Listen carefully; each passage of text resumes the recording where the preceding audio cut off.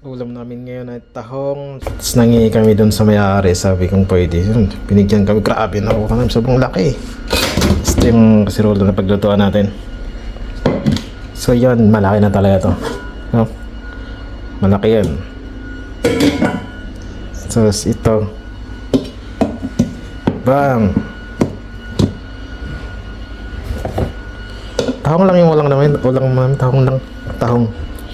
Kaso, yung malaking kaldero, ilang piraso lang yung magkasya. Grabe. So meron kami 15 piraso lang. Buti mabait yung may-ari, pinakuha kami. Sabi ko na lang kayo dyan. Grabe. So, ilang piraso, bak may gitna 1 kilo. Slaga na natin to. Natin magkasya ng maliit sa gilid.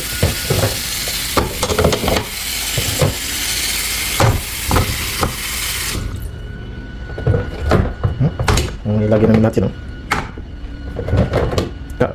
lalaki. First time ko makakita ng taong na ganito kalaki.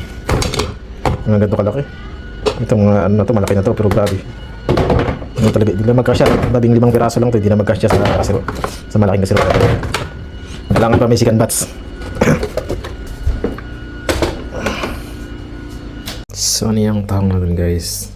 Tingnan nyo yan. Sasalang natin sa oven. So ayun na, guys, luto na yung in-oven natin. Tara, kain na! Ano eh?